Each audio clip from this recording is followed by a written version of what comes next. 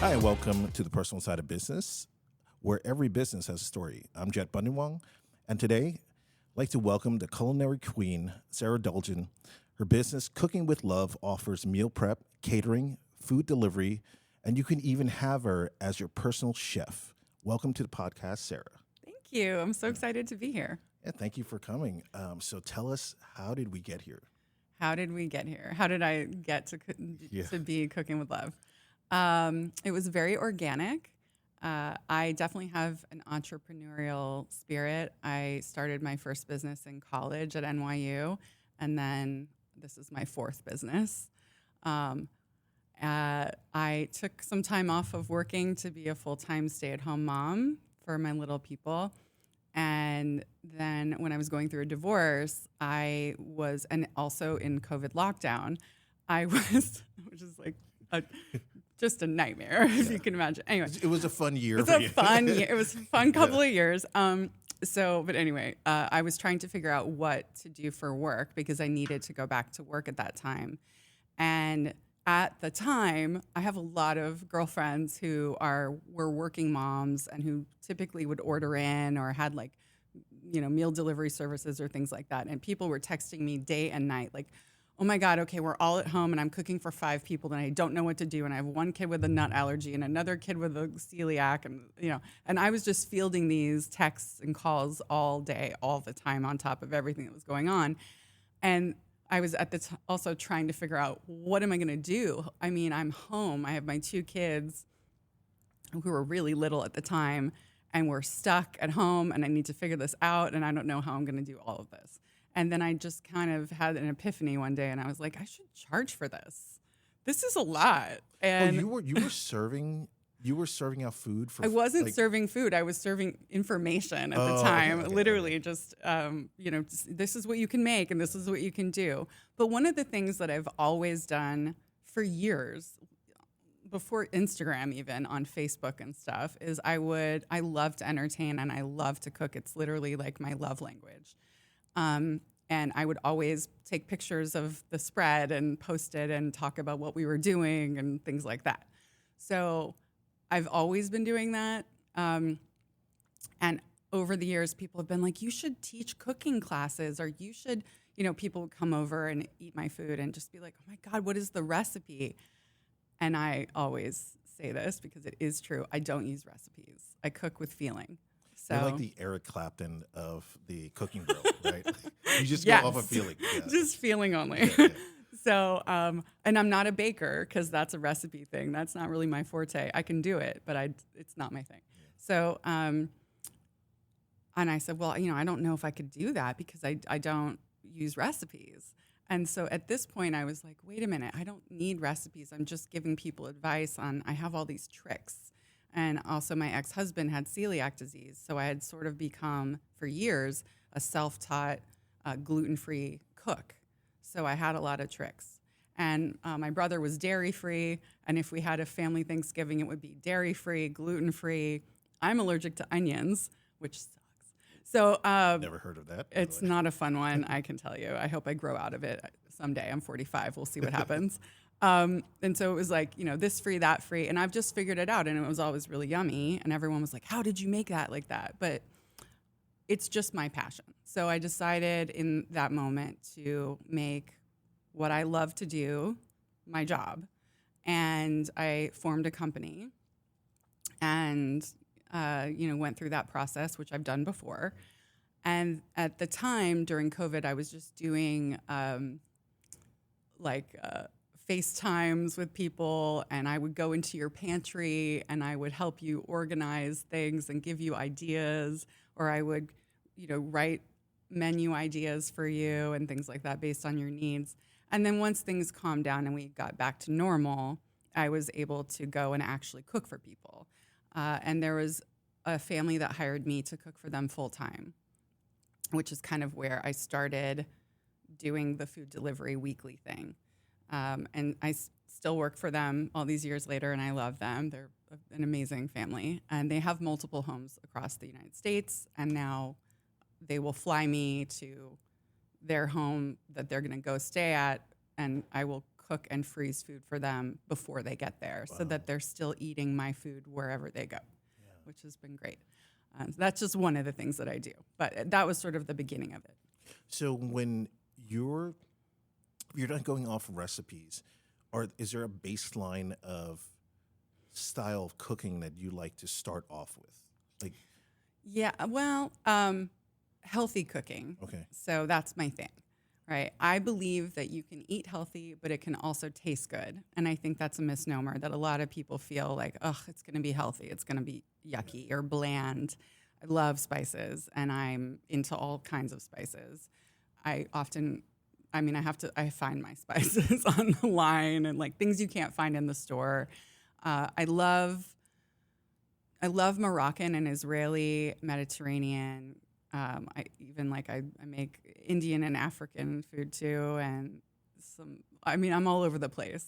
Italian for sure. That's easy though. Now, how are you learning these sort of like freestyle recipes? Do you taste it and you start to dissect the ingredients, or do you read it from a recipe book first and then just start, okay, now I'm going to make it my own?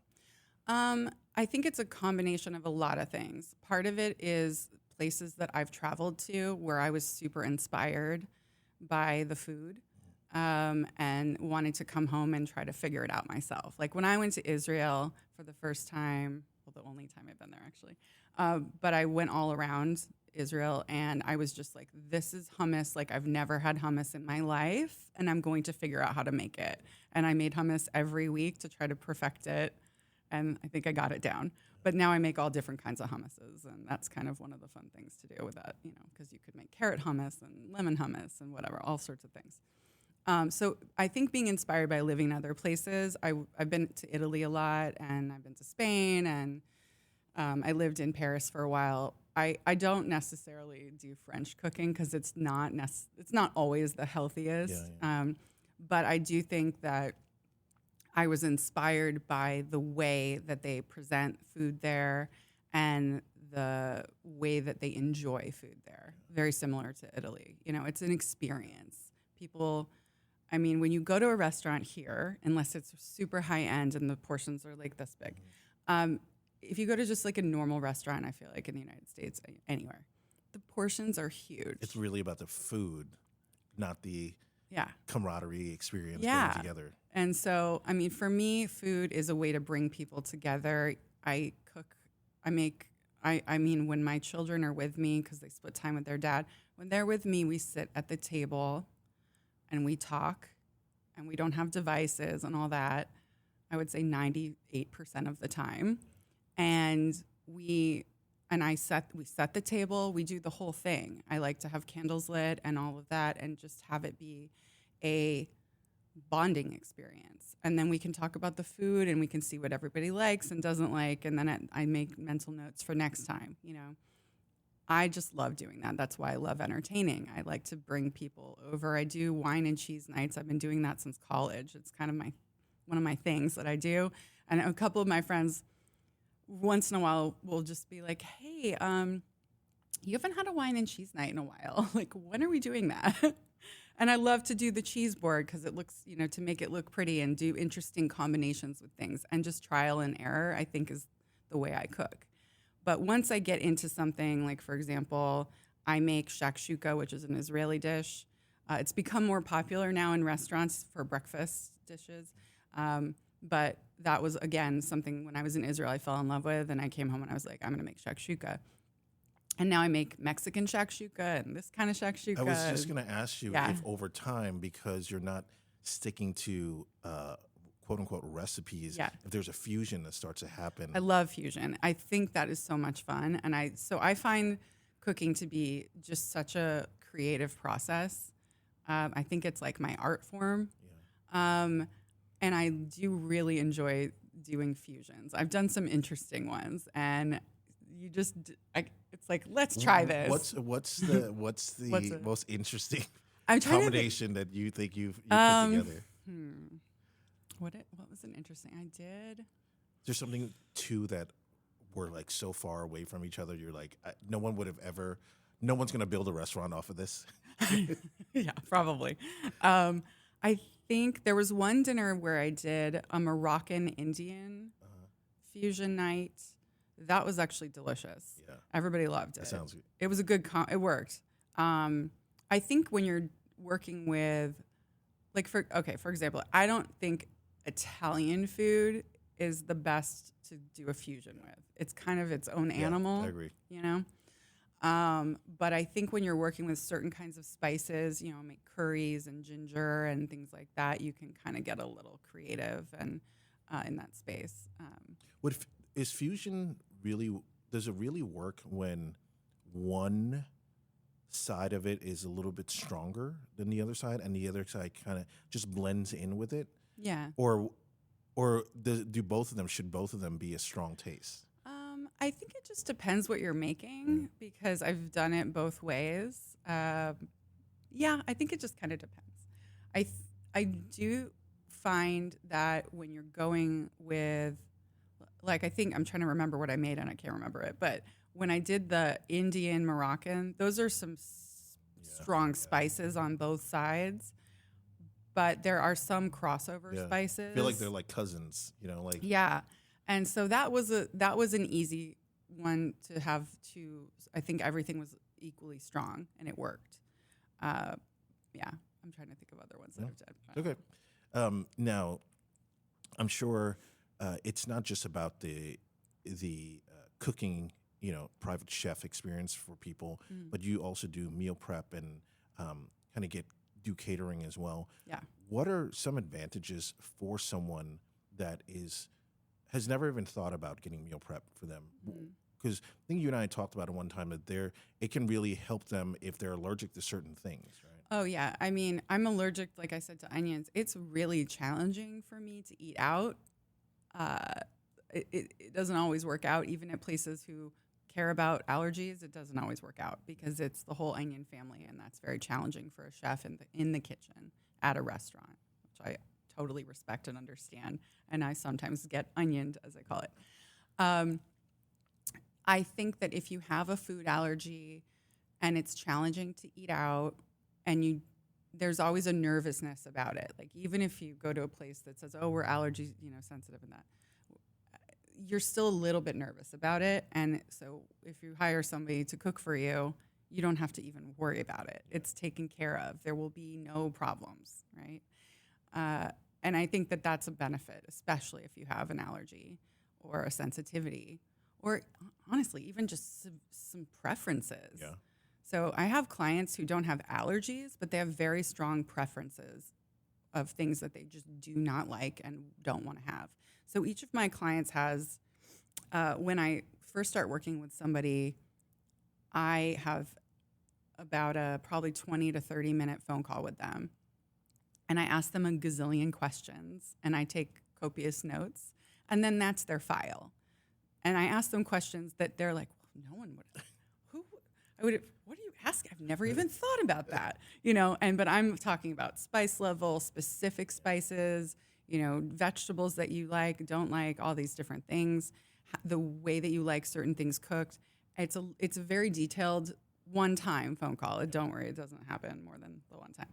But it really helps me navigate making that person happy or that family happy. And sometimes, and often, when I cook for families or multiple people, even for a catering event, which I do all the time, I do dinner parties all the time for people. I have a couple of clients that hire me all the time. Are you taking everyone's preferences? What I'm doing is, we have one person who's vegan. We have one person who's celiac. 8 people are coming for dinner. We don't like this and this and this. And I've got it all and it's handled. And then they don't have to worry, because that's a lot to manage. Not for me, though. Yeah. That's easy for me. Do you start to go into different types of dinners in that situation? Or it's mostly the same dinner, and the person who, let's say it's vegan, doesn't get certain items? Or no, everyone's taken care of. Okay. So in that scenario, everything is safe for all people. And it would be, let's say there's one person that's vegan, but the person hiring me for the dinner wants salmon. Then there will be a vegan dish. There'll be a vegan protein for the person who's vegan. Yeah. And it will go with the rest of it. And then they can all have some too. So everyone's taken care of. But I mean, I did an Airbnb weekend for a client for a 60th birthday, and it was 20 people. They had in Carlsbad, they rented 2 Airbnbs on the water. It was just gorgeous. And I was the private chef for the weekend, and we themed every meal had a theme. I also kind of curated the weekend food-wise. And also I made goodie bags for everybody. I organized, the fridges were stocked and the pantries were stocked. Everybody gave what they wanted, in an email for breakfast. And then I came in and did all the meals. I have a wonderful guy that I work with that is an incredible bartender and has a great staff. They came in and did a tequila tasting experience one night at sunset, and then I had a whole Mexican make your own taco buffet. But within that 20-person group, there were multiple different food allergies and things. And some vegan people and things like that, are vegetarian and vegan and also not. And so I just presented it in a way that I could tell those people, and I was there with them. I mean, it was very intimate. We were together all weekend. I was only, person there that was part in the group. Yeah. And I could tell those people, you can't have that. This is the one thing you can't have, but you can have everything else, or, whatever. So, which I find I don't find it that challenging. I just find it kind of fun because, I don't know, it's like a fun challenge. And I'm assuming those people at the end of the weekend or the experience end up really appreciating that, right? Because because they just don't have to worry about it. And even though you love doing that, that's still a lot of work. It could be if you have a group of people, and I would think even just 3 people have certain allergies or food preferences. Now you got to start to really get creative in that, right? Yeah. What's the biggest challenge that you've ever had in terms of making a dish for someone's preference? Is there any meats or something they really couldn't have, but it was part of the main part of the dish? Actually, what I'll tell you is the first time I did it, it was a challenge. It's not anymore. But I also, one of the other things that I actually am doing, just did it this week, I've been hired to bring food to women or people. So far, it's been women who are going through chemo, post having a breast cancer situation and having chemotherapy. When you are going through something like that, first of all, your appetite is bad, right? But also, you really need to eat an anti-inflammatory diet, and you really shouldn't have a lot of certain things. So the first time I did it, which was for a dear friend of mine, I researched the what out of it, and I just figured out how to do it. So that was a challenge, but I wanted to make sure that she had what she could palate at the time and what she could handle. And then she's has, I guess, still 2 teenage kids that needed to be fed. So it was like food for her and then food for them separate. Food for them was easy. Food for her was a challenge that one time that I first did it. And then I've since done that several times, and now I've got it. I know exactly what to do. I am also this week catering. I've been hired to deliver food for somebody who's having renal failure and had a kidney failure issue. That is very specific, and that's a whole specific set of foods that person cannot have. But there's also a specific set of foods that are recommended. So I researched that. And so on Friday, I'll be delivering food for that family, and the food will be catered towards the person who is having the problem, but it's all going to taste good and be yummy for everybody, and they can have it together. I mean, that's amazing, because I'm going to guess that there's a lot of people with ailments or illnesses that aren't even aware that they should be eating a certain way. And if they were to come to someone that was meal prepping for them, you'd be like, oh, this is what's happening to me. And then you're doing the research where they're just eating whatever they eat. Right. And I think one of the things that I always say, I think it's on my Instagram and my website and stuff, is that I make food that loves you from the inside out. And I think it's really something that a lot of people don't really understand how important we put into our body is. I mean, I'm lucky, I'm really healthy, but I also have, over the years, I've learned, my body doesn't respond very well to like certain types of things. Yeah. I'm just really in tune with that, but not when I was younger, and not for a while. I mean, I was a vegetarian when I was younger for a while, and I used to eat so much soy product, and I would always have a stomach ache after I ate, and I was like, what is going on? Well, eventually I figured out when I don't eat soy, I don't have that. So my body just doesn't process soy well, and I don't eat soy. I will not have tofu anymore. I lived on it for years, and I was just like, I guess every time I eat, I don't feel good. Yeah. That sucks.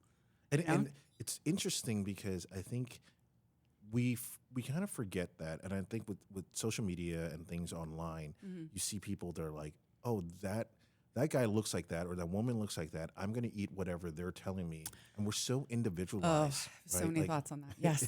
Go ahead. Let's explore this.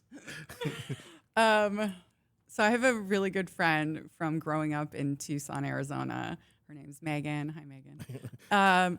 And she is a nutritionist, and she's a million different things that it would take too long to list. But we've kind of gone back and forth a little bit about this on Instagram, because she talks about this, and I am constantly feeling this way. There's a lot of influencers out there right now, specifically, I would say young girls who are really thin and young and pretty and cute and very healthy looking, and they're talking about what you should eat and what you should do and the supplements you should take, which they're being paid to promote, of course. A lot of them are just literally actresses or actors, and everyone is just glued to their phones, and a lot of people are trying to figure out, how can I be more fit? How can I lose weight? Of course, there's the whole Ozempic, trizepatide thing going on. There's that. But then you have this whole other side of it, which is like, for people who don't want to do that, this is how you can do it naturally, And there's a ton of supplements being pushed. So many. I see it all the time on my feed. I mean, it's wild. And it's all kind of the same vibe. It's the girl in her workout clothes, and she looks really fit, and she's cut, and she's like, if you just do this every day, But that might work for some people, but it's not a one size fits all. And I think the more that you can learn about how and pay attention to, when I eat this, I have more energy, I feel good. I have learned about myself, which is funny because I was a vegetarian for a long time. I need to eat red meat. I just do. And I eat red meat, and I feel much better. And I feel better on lots of levels. It's something my body just works better that way. That's not for everybody, but that's something I've learned over the years. And that was trial and error, But I think if you can kind of pay attention to what you're eating and how that makes you feel. For example, I'm super sensitive to sugar. I don't really like sugary things. I don't like sweets. I don't like chocolate. I'm weird. My mom is always like, how are you from my body? Like, so strange. I feel like there's a certain level of chocolate I would go to, like milk chocolate, and then after that, when it starts to get a little bit too cocoa-y. Yeah, it's like the hearty, chocolate, the cocoa cake. Yeah, like this is good chocolate. Yeah. And I'm not saying that there's anything wrong with chocolate, or having a little bit of chocolate here and there is fine. But I know that if I eat something, if I share dessert with somebody, which I normally wouldn't do, and then I know that the next day I will not feel good. And I don't want to not feel good. So I just sort of usually don't. And that's a tough part, because I've been going through this experience too for the past, like, say 6 or 7 years. And I'm like, now I'm 46. And I'm like, it took this long, right? But to really focus on, and the reason why that actually happened was a few years ago, it was right around that time, I wanted to see what was the best physical shape I can get into. Mm-hmm. So I started notating things on an app to see, and then where I can see what I'm missing, nutrients and things like that. Yeah. And I was like, well, I'm starting to see this commonality of when I eat certain things is when I get bloated, I don't feel good, there's inflammation, certain things. Yes. And I'm like, but most people don't go through this, right? People aren't sitting down and starting to dissect what's going in their bodies to see what's working, not working. And that changes because that chocolate situation is something that's happening to me now where I do it and get acid reflux. And I'm like, Oh, this yeah. didn't happen Right. before. Getting older is super fun. Things are, So the there's bolts that. are starting to come off, but I think that adjustment has to happen. And I've gone through that vegetarian thing with you. I was trying to do that to get as close to that vegetarian lifestyle as possible. But I started noticing that I was a lot weaker in certain things, and I just didn't have time in my life at that time to try to figure out how much protein would I need to get from other resources in order to get to Right. where I normally am. Right, I can notice my workouts weren't the same. Yeah. I was lethargic. So, and I wish had millions of dollars, I could just sit there and go, I'm going to keep practicing this until it works. Yeah. But for you to come into someone's life and be able to kind of, from your experience, be able to start to pick that apart and go, maybe this is something that might work for you. And then you've gone through this with your ex and then also with yourself. It might be such a great tool for someone to have that as their guiding light, right? Even Yeah. if they don't use you all the time, to be like Yeah. once in a while, right? Oh, absolutely. Yeah, I have some clients that say, you know what, we want to do a week or two with you. We just need it. We just have too much going on, and we just can't deal. So we'll do that. And then I have other clients I deliver food to every single week and all the time. And then I do catering events, like I think I mentioned, and I do individual dinners for for two, a romantic dinner for two, and you can have me literally wait on you and do the whole shebang and clean up and all of it, or I can just bring the food, like for an engagement, for example. Somebody hired me to make a romantic dinner, but I wasn't there. Yeah. He served the food that Yeah. he made. She's And like, you're an amazing she cook. loved You've it. you've never got to that level ever again. and then somehow it's never happened again. Anyway, but that was fun. Yeah. And she said yes. Yeah. But so something as small as that, all the way through to I just recently did a corporate event for 300 people that was like heavy appetizers, and it was a super fun experience. If I do something at that level, I have to bring in other people, which I have, and I can. But that was really fun. And, but I think that if you do have, like a few of my clients have some health issues, and some of them are a little older, and it's just overwhelming, and they're done. A couple of ladies that I cook for and their families, they're just done cooking. She's like, one of my clients is like, I cooked for the kids. I'm older. I'm 80. I'm done. I don't want to cook anymore. But we want to take care of our health. And when we order in or go out, we don't really know what's happening. And that's the thing about that. I mean, there's nothing wrong with going out to eat. I love going out to eat. I love exploring new restaurants. It's one of my favorite things to do.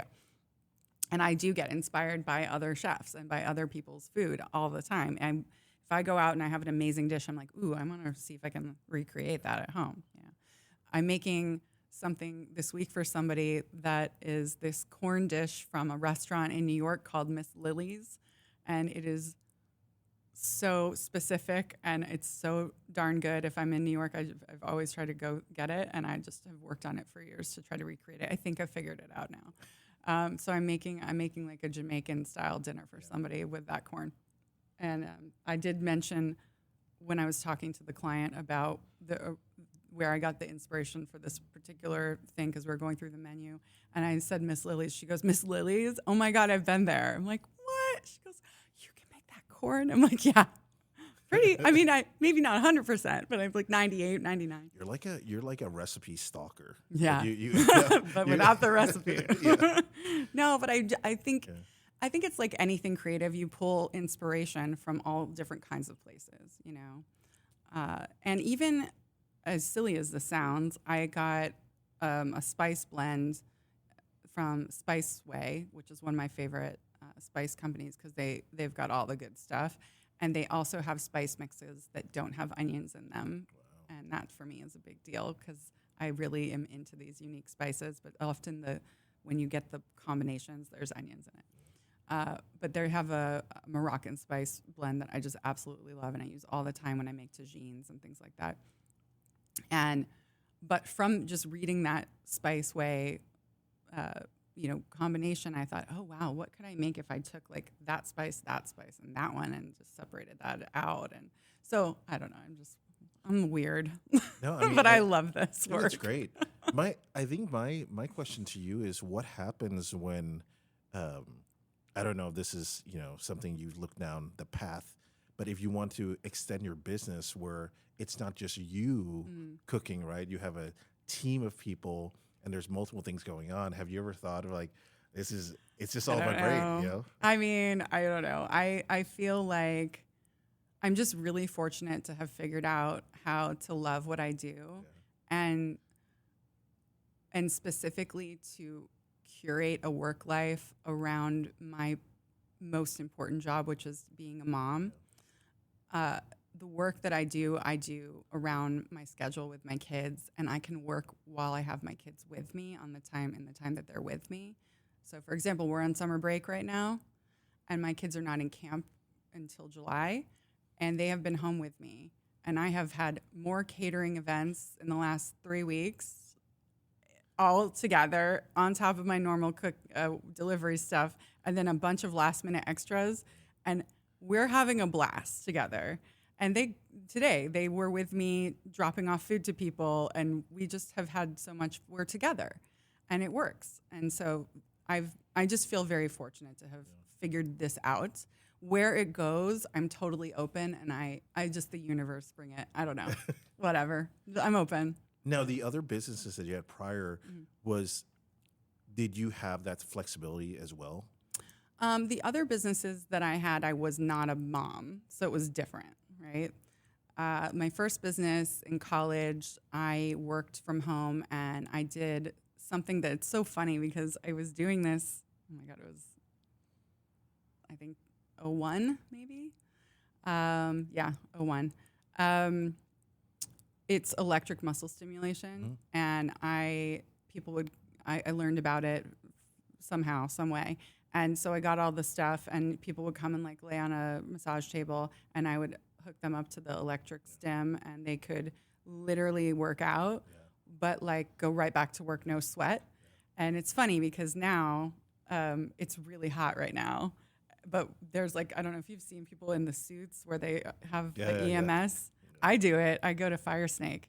It's my favorite 25 minutes of the week, almost. It really is. I feel so great after I do it. It's a game changer. But anyway, so I was doing EMS back then.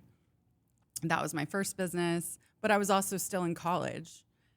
So I was going to school, and then I was doing my work hours around going to school, and I was also interning someplace at the same time. So I was doing all sorts of stuff. That was the first one. And then similar to that, I also learned how to do a treatment called endermology, which is a French treatment. It's this huge machine, and you have to be trained to do it and certified.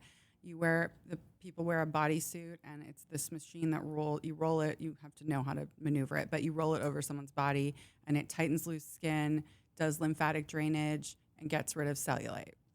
So I was certified in that and opened a business in La Jolla where I did endermology, and I also had a jade infrared sauna that people could get into and lay like a little cocoon and meditate in there with the infrared light after. So you would do the lymphatic drainage, then get in the sauna and sweat it out and just feel like you're floating when you left. I loved that work. It was the best, and I met so many incredible people also doing that work. It's very intimate. I feel like what I do now is very intimate as well because I really know my clients. I feel like like I said, if you're delivering food to someone who's going through chemotherapy, and one time I was delivering literally to the hospital, and the husband was picking the food up from me, and he just had tears in his eyes, and it was very intimate. So I really do cook with love, and I do feel like it comes through. But the other kinds of work, those other things that I did, it felt that way too for me. So I think this is just sort of how I need to be in the world. Well, I think it's even more so because you're not going off of measurements. No. You're going off of what your like what you're it's essentially Yeah. you, right? Like Right. you're putting in, this is what I think it needs to taste. This is how my Mhm. visually, this is how it makes me feel. So Right. you're sharing a piece of yourself for, Yeah. and it's not just going off of, here's a page of recipes or Right. whatever measurements you got to go to. Yeah.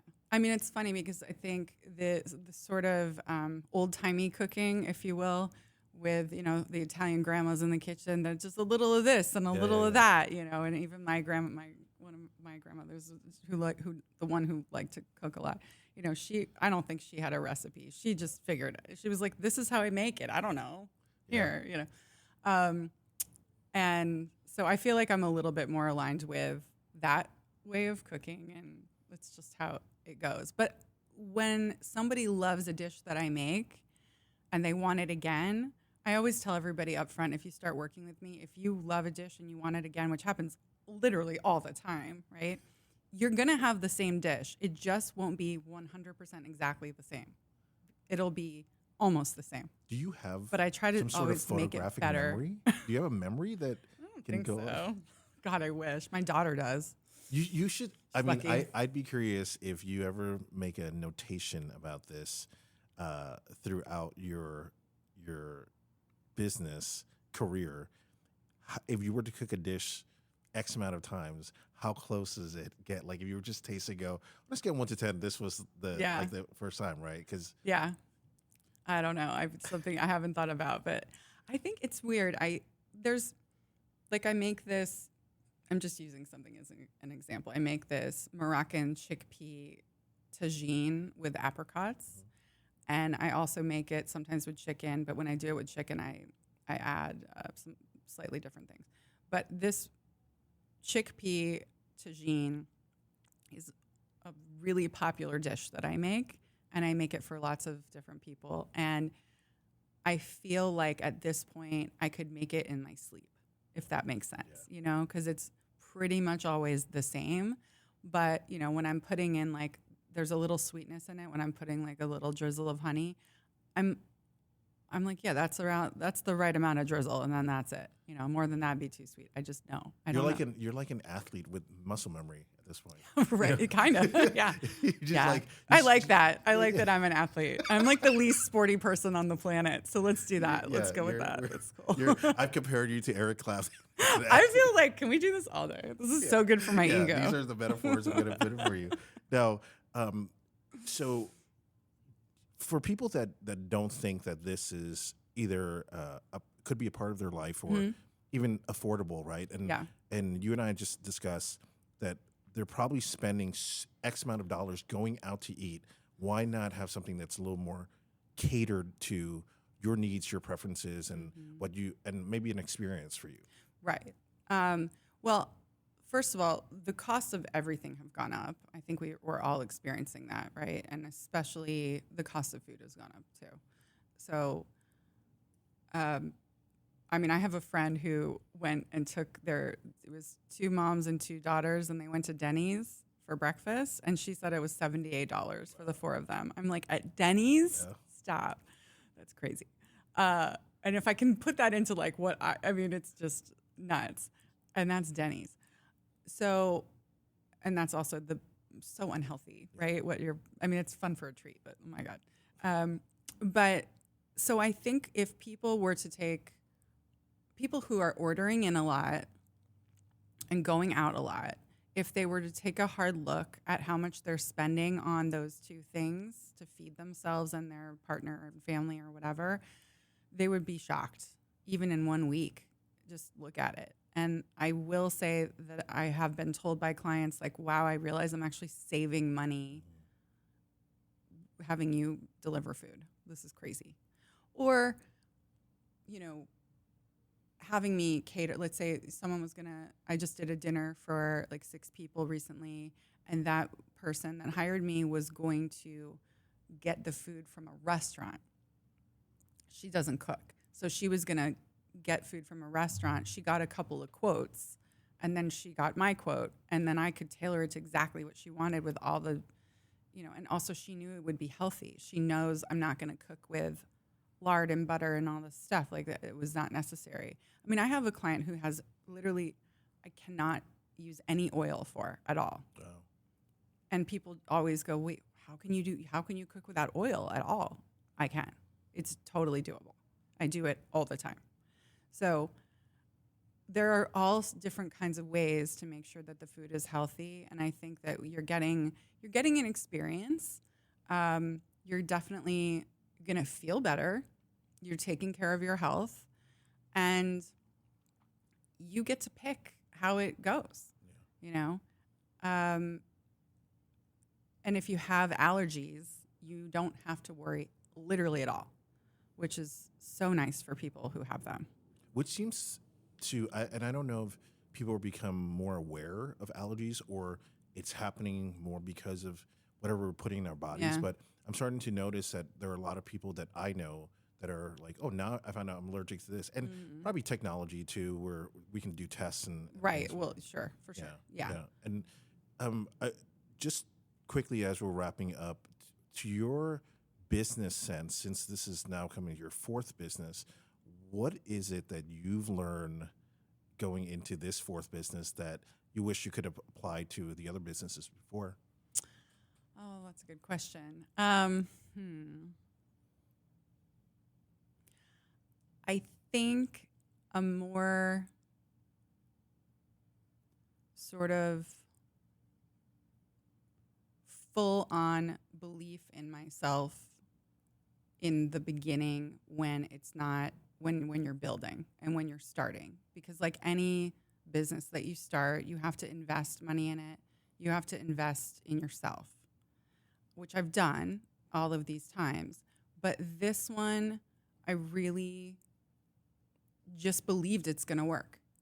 And when it was a slow build, specifically because it was during COVID, I was like, nope, it's going to work.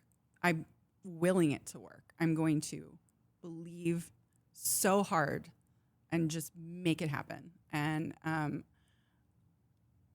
I just didn't doubt it. I was like, no, this is going to work. This is it. This is going to be the thing. I'm going to have this life. I effing deserve it. I'm going to do it. And my kids are going to have it with me. I am not going 9 to 5. They're not going into daycare. That is not the mom I'm going to be after being a stay-at-home mom. I didn't think I was going to. No one thinks they're going to get divorced and that their life is going to go topsy-turvy. I was like, when I'm with my kids, they're going to be with me. And so I just willed it. And I think also saying yes to things and not second guessing. Because I think a lot of us, most people, are hard on ourselves. And if you make a little mistake here, you just beat yourself up. So I've really tried to change that. And I think that I just go, okay, that was a learning experience. We're moving on. Got it. Noted. I got it. We're not doing that again, or we're not going to handle that again. I mean, I got stiffed once pretty hardcore when I delivered food to somebody, and they literally didn't pay me. And I was like, whoop, that's never happening again. So I changed my structure. You have to give me a deposit to cover a certain amount of my work, and that's just it. I don't even if I know you, even if you're my friend. And I felt really weird about doing that in the beginning, or, this is someone I know's friend. And I was like, oh, I don't want to. But then when that happened, I think it happened twice, actually. And after that, I was like, okay, no, we're not doing that anymore. Yeah, and I think putting processes in place it's something that I've noticed that people who are in the service industry especially start to learn quickly, because it happens sooner rather than later. Right. Someone comes in there.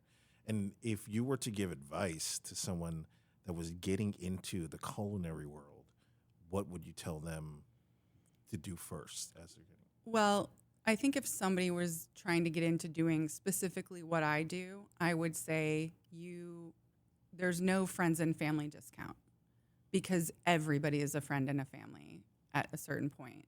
And it's word of mouth.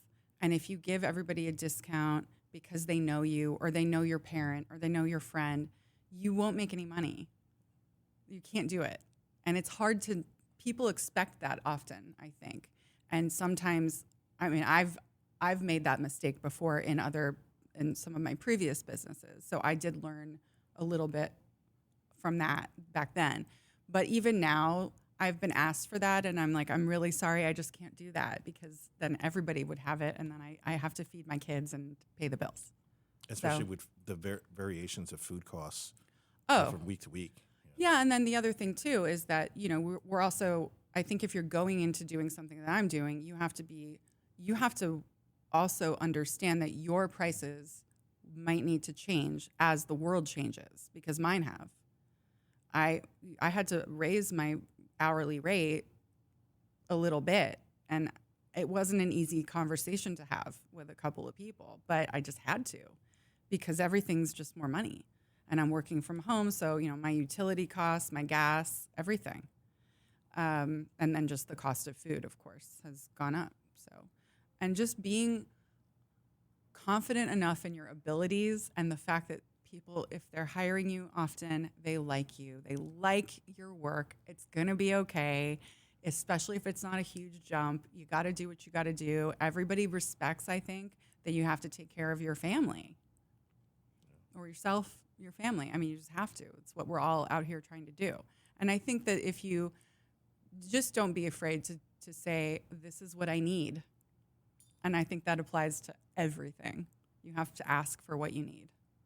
That's a great way to end this. Ask for what you need. Thank you so much, Sarah, for being a guest here on the Personal Side of Business. Thanks for having me. This has been fun. Thank you.